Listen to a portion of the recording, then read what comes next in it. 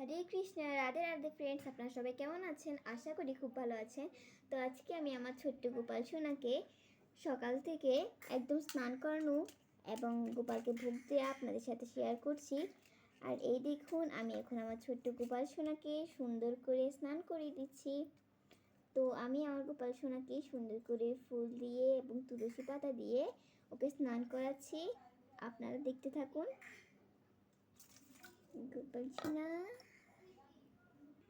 তো বন্ধুরা, এখন আমার ছোট্ট গোপাল সোনাকে স্নান করানো হয়ে গিয়েছে।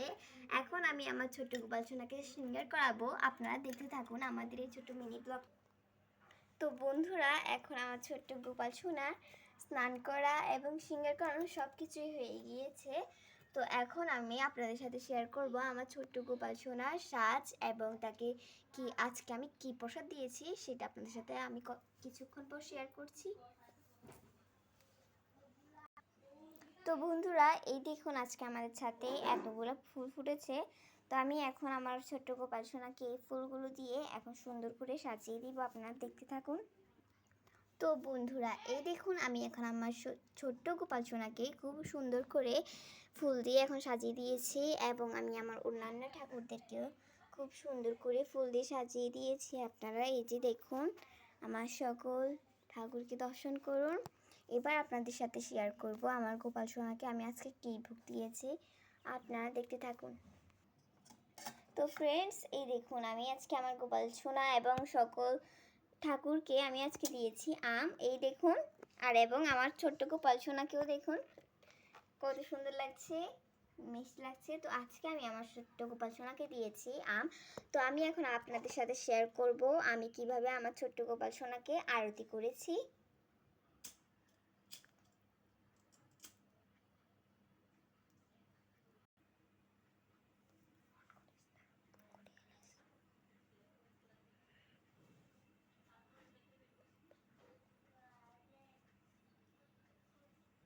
তো ফ্রেন্ডস, এই দেখুন এখন আমি আমার ছোট্ট গোপাল সোনাকে সুন্দর করে আরতি করে নিচ্ছি। আপনারা দেখতে থাকুন।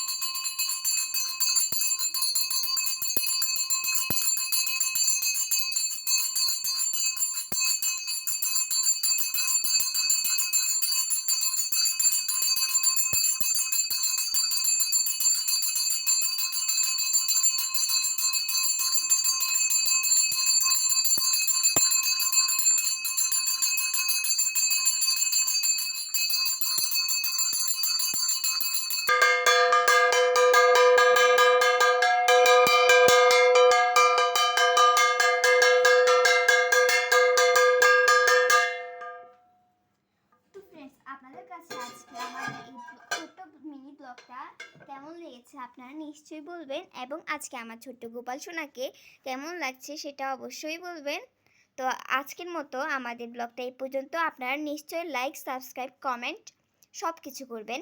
তো বাই বাই।